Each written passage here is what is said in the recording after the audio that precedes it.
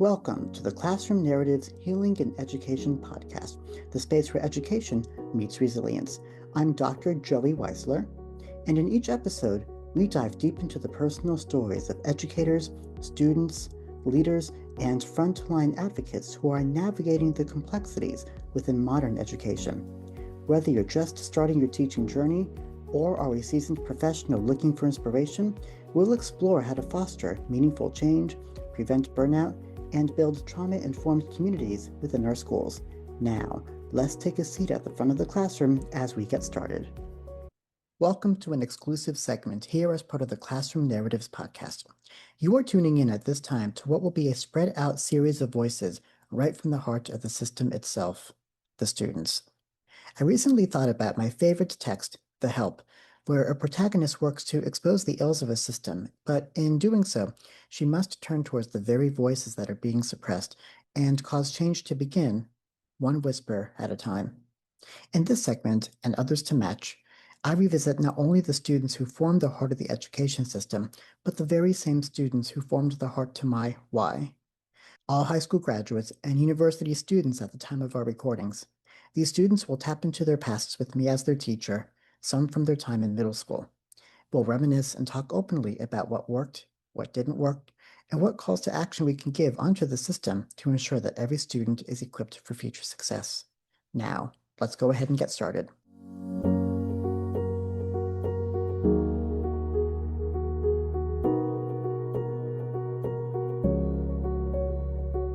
Welcome to today's episode, everyone, and I'm so excited that you're tuning in today to my conversation with my former student, Florence Shirman. And Florence is a junior at Florida Atlantic University and is studying towards her bachelor's in neuroscience and behavior. Florence was a student of mine in the second semester level writing course that I taught in the spring 2024 semester. During that semester, Florence and her peers worked with a term-long academic research-based writing project called Your Voice, Your Change, which I typically use to help students both reflect on lived experience and also translate their insights into purposeful and audience-aware communication. And during that semester, Florence sought to dedicate her term-long writing to produce an academic response to the October 7th, 2023 attacks in Israel that happened just a few months before our class began. Florence will talk a little bit about this process in terms of how she approached her writing, but we'll also briefly discuss what her other classmates were writing about as well, and how, as a classroom, how we bridge our voices into the communities around us. This is an archived conversation from August 2025, and the first question I wanted to ask Florence is, what does education mean to you from kindergarten through 12th grade and now even well into college? So I feel like I don't even know how to exactly put into words because I wouldn't say it's a love-hate relationship with education, but I Mhm. definitely do think it has its pros and its cons, just like everything in life. I will say that ever since I was younger, I always had a positive connection with education. I grew up in a household that grades weren't everything, and that I absolutely think that shaped me into the person I am. But I definitely feel like growing up, it was less pressure, of my parents or by my teachers into, okay, you need A's, you gotta do well on these exams and these exams. It was more so like try your best, and whatever the outcome is, the outcome is. It's more so the pressure that I put on myself into getting the grades that I want to get. But like from like external sources, like my family, my friends, like it was never like set into stone where if you don't get an A, that's it, like your life is ruined, which I'm forever thankful for because I know, some of my other friends weren't as fortunate and had parents that really grilled them on grades. But I always did think that growing up, like, I kind of wish that there was less emphasis on the specific grade on your report card and more so what you learn from that class. Like, seriously, because you gave us like the freedom to write whatever we were interested in. And I feel like a lot of the times, especially in English classes, we don't necessarily have that right to do that. But with your class, you always gave so many like words of wisdom that encouraged us, even if we like didn't know, and like we were stuck in a little bit of like I don't really know where to go with this, or like now what. And I just feel like you really like set stone for what I could do, and that's why I felt so like emotionally like just attached to my work, because it was coming from me and I had your support to say like, okay, this was great. So I just feel like, like about my project personally, that's who I am. Like, I'm Jewish and I am so unbelievably proud. Always, like, especially since like October 7th, I've been posting as much as I can, and I wear my star as much as I can because I want to show people I'm Jewish. I'm so proud to be Jewish. Like, I'm like, that's literally who I am. And like, just having the ability to put something that I feel so connected to, and like, I actually want to make a difference, whether or not I did, I don't really know. I started a petition which has like 20 signatures or something, so I guess that's something. But just like, like trying and at least doing something about it. But I mean, just like moral of the story is I feel like with education, I feel like it could be categorized into two things. You have your education where it's like the number or the letter you see in your report card. And then you have the other category, which is like, this is what I learned, this is what I was taught, and this is what I could take on to my next class. Or even if I graduate school, this is what I could take on to the next decade in my life and what I could do from it.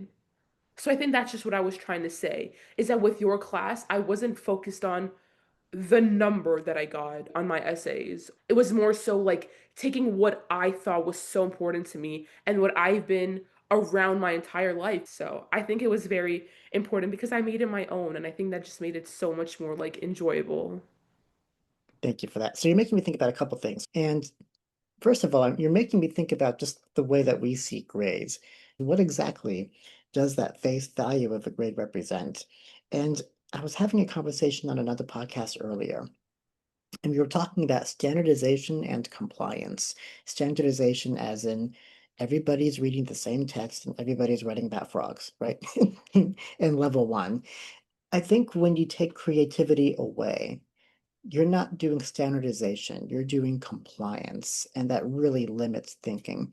So what I'm thinking about is, in terms of our class that we had together, what were some methods that really helped you fall in love with learning? I'll say one is that you knew so many names of people around you in the class. How many classes do you go to in college where you know the names of the people sitting around you?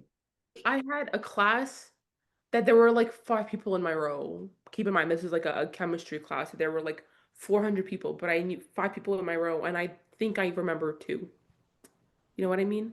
You don't Yeah, have that level of communication or just like feeling like actual humans that like we have to community, yeah. talk. Mhm. Absolutely, community.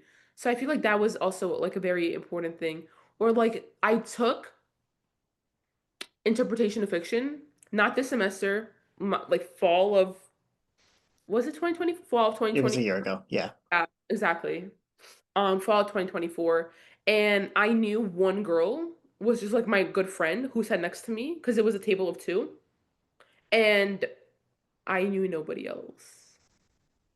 And it was like the same size as your class. So Mhm. it really got me to thinking, like, I know this one girl. I don't know these two guys that sit next to me in the other tables, nor do I know the girl and the boy back of me. If I want to say, like, oh my God, this is a great idea, I'm like, adding on, that was a great idea. Like, I don't really know people, and I don't think that those people necessarily cared to get to know other people, because it was just like, you go to this class, you talk about fiction, and then we leave. But in your class, you're right, we did have a sense of community. I knew Denise, I knew the girl sitting next to me, and like I feel like it was a very like a more like personal class because I was able to talk one on one or with other people, and like, it was great. I had a conversation with the class before yours, actually. It was a fall 2023 class. And I said to them, you all signed up to be here. Fit your schedule. Wednesday, Friday, 12:15. Cool, you're all together. Imagine how different the experience would be drastically, depending on who's assigned to actually teach that class. The exact same community of students. But think about how different it would be if it was somebody else. Mhm. So, with a class like ours and classes that are like the ones that make you love learning, what works? And what advice would you have for other professors to implement strategies that can shape their classrooms that are student friendly? Honestly, like I just think that the way you went about the school year and the activities that we did, and I feel like it's the way that you structured things. You incorporated songs that we knew, and we listened to music, and we had so many different activities where we drew something or we talked to somebody, we got up and we communicated. It felt like I was able to put my own spin on it just because like you gave us the ability to do that. Like you didn't really like make it feel like as if like this class was like a grade, which obviously everybody knows it was because you're in college, like you're getting a grade at the end of it, but it's more so of a class that I come, I learn, I communicate with people around me, I get ideas, they hear my ideas. I take this all information, go home on my own pace, write about it, think about it, and then we come back and we do it all over again. So it was a great system that, like, how you said, it felt like a community. It didn't feel like you gave us something to do, everybody at the same time, doing the same thing. Like, no, each person had different opinions, whether it was anti Semitism, censorship, gluten, different video games, whatever it may be, internet, you know? Um, so it was just great. I forgot about the projects that went into health and dieting. Thanks That's for what I that. mean. Yeah, Like when this girl said that she wrote about gluten, like, do you know how many other classes you would go in and you would hear a student talking about gluten for and this? her final project was a cookbook, which was incredible. Which was in, that's what I mean. Like you're stemming these like people who were like still teenagers instead of making them think about one specific book or one specific like essay prompt that you have to follow the rules to. You gave them free will to do it. And look, now we have like a chef, we have people making petitions, you have people making videos, all from, like what's one thing that you find really passionate and what's one thing that you want to change about it. So Florence is talking about a semester-long project called Your Voice, Your Change. But Your Voice, Your Change is a project which pretty much says that, where it's asking a student to find a social issue, be a part of it, and flip it around. Find a solution to that problem. If you had to think about any social conversation that you could contribute your voice to, find a way to do it and change it. And what Florence did is that she approached the topic of anti-Semitism in the afterwake of October 7th, 2023, and created both a video and a petition around the dangers around anti-Semitism. Some of her classmates wrote about dieting, one made a gluten-free cookbook, another did a video on the dangers of censorship in the college class. And these students were able to contribute their voice as part of a community that made them think about ways to exchange essentially our stories. Which I just think like it all ties in so nicely because the classroom that you had was such a safe space that I genuinely did feel like I could talk about my thoughts without, having like people in the back just like stare at me like, oh, what is this girl talking about? Like her again. And I think that's such an important thing in the classroom because each person basically comes there to learn. I think it's important to remember that regardless of the age of the students that you have, each person has a mind of their own and that it's so important to like not necessarily make them think about the same thing or I would say like lead the way into discussing a similar topic but let them have their own way or their own perspective or their own opinions on that specific topic. Maybe some people prefer writing, but I know for a fact I feel like others would prefer talking because it's also easier to look at somebody in the eyes, make eye contact, see their head nodding as you proceed to go on about what you're trying to say rather than, okay, this person wrote it on paper and I know what they were trying to say, but do I? Was this the tone they intended for me to use? Exactly. So, like, maybe let's not so much focus on writing it down. Give me an exit ticket, leave, I'll get back to you, and then we'll discuss that later. And then we should more so have an actual conversation in class. And that's why I also think it was so important. We sat in a circle Because in a lot of my other classes, I think in every other class I've taken in college, we've sat like, desk behind us. So the person in front, if I'm talking and I have Billy in front of me, I see Billy's head. I don't see Billy. I don't see Billy as he's talking. I see Billy's head and the back of him and his partner also. Will. I see Will's head. I don't see when Will is talking. But being in that Socratic seminar type of circle where if Denise is on the opposite side of me, I can clearly see her talk. And I also think it's so important, like eye contact. Seeing, face like, oh, what does she mean by this? Or, oh, wow, that's really good. Like, see people like nod or like they're just their facial expressions. I think that's so important. A classroom should be a form of community where we talk about it. It's a safe space. We have the ability to discuss whether we might not agree on the same thing. Let's just stop for a second and talk about it. Thank you so much for that. So even beyond just having the community, what Florence is saying is it's also about validating the people who are in that community. And I think the Socratic circles are definitely one way to show that validation from student to student. Now that you are entering your third year of college, right? What are some things that you could tell either your middle or your high school stuff that you wish you'd known then and can think about? Or what is something that you wish you could tell a former teacher that really shaped you into who you've become now versus things you do or things you don't do because of your experience in school?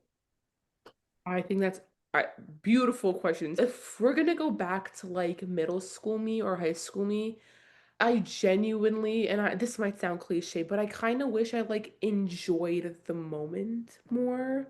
Like, because I remember when I was younger and I was like, "Ah, I can't wait to be a teenager." When I was like 7, like teenagers, like my sister's a teenager. I'm so excited, like teenage years.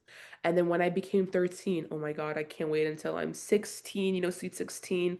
Then when I'm 16, okay, 17, dancing queen, like that's gonna be me, great. And then when I'm 17, I'm like, okay, I can't wait until I'm 19, like my last year as a teenager. I was 19. I turned 20. I'm 20 right now. And I'm like, what in the world? I do not want to be 21. And I'm like I'm growing up, like great. Like I have my life ahead of me. But at the same time, like I really wish that I could just cherish the moment. Like in middle school, I was stressing out over like US history. And I'm like, what are you stressing out about? And that's where it all starts. Like I was like, okay, here I need a 98. And this is where it all goes back. I wish that if I told myself at a younger age, your grade does not define you, and I actually gaslighted myself into thinking that, I feel like I would be so less stressed. Who knows? Maybe I still would be as stressed, but it's so much less pressure on myself. Because as I said when we just started talking, it's not my parents who are like, get A's, get A's, get A's. No, as long as you try your best, whatever that is, perfect. Do you care about others? Are you a kind person? Like, that's what you come across when you meet people from all different parts of your life. I just like cherish time because it goes by fast. But for teachers, I would say just like, again, this is probably going to sound so cliche, but just like when you walk in their classroom and you just see them like smiling and you see them with a happy face and they're excited to see their students, that changes everything. That actually makes me feel like they're excited to see their students. They're excited to teach about whatever the topic may be for the class. Because I've had teachers in the past that looked miserable, and you walked into their class and you're like, okay, well, we kind of know that if you're miserable, you don't want to teach about rocks or whatever it may be. Why am I going to be excited for it? The atmosphere that you make your classroom setting, I feel like is the atmosphere or the aura that the kids are going to pick up on. Professors or teachers that after I graduate or I moved on from their class, not even graduate, I moved on from their class, I don't really see them anymore, but I still have a way to communicate with them. Like that shows that I'm not just a name on your student sheet where you could just check off if I'm here and that's it. Like at the end of the day, it's just another student I have. But it shows that like I had a connection with my teacher, with my professor. And if I'm not in their class anymore, I still talk to them, I still communicate with them. It shows that again, I wasn't just a name, but I was a student, and I hope that they definitely made an impact on my life. Hopefully, I did the same. You've definitely done the same. Thank you for that. I think what I've gained as well is that our tone as the instructor radiates throughout the classroom. So, like, if we come in and we look really ticked off to be there, we have now permitted the students to feel the same. We've Absolutely. permitted them to not feel a desire to learn. So I think when we bring in grace, when we invite joy to the classroom, we have now mandated that the necessity of joy to be present with us and excitement as well for the duration of that period. For sure. I think that's also really important because like what you said, like the energy that is radiated within the classroom, I feel like it goes both ways. Definitely. We might not always get students who are excited to learn. And again, Florence, you're the exception. You were the science major who was so excited to learn composition 102, right? That's so rare. But normally, like, you don't get that kind of feedback unless the professor shows the excitement to do that on their behalf. And I think that really radiates. And as long as a professor shows up and even if they had to talk themselves into it, which I never had to because I loved your class, but say, I'm so happy to be here. There's no place I'd rather be. That goes so far with the authenticity of that too. Absolutely. Do you have any final thoughts for our listeners today or final takeaways that you want them to leave with? I think moral of the story is never underestimate your power because I feel like one human could change. It's like a domino effect because once someone sees that one person succeeding in their life and doing what they want to do, that's it. I'm going to go do the same thing. Never underestimate your power because I feel like when there is a will, there's a way. Thank you so much for tuning in, and we hope you enjoyed our Weisler Alumni panel. Let's focus on the values of authenticity, flexibility, and mindfulness as ways to become united as students and teachers while making our moments in school matter.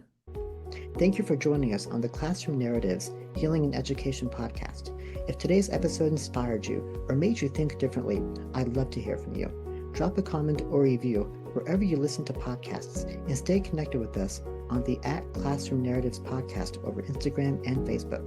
Remember, together we can transform our scars into stars in education, one conversation at a time.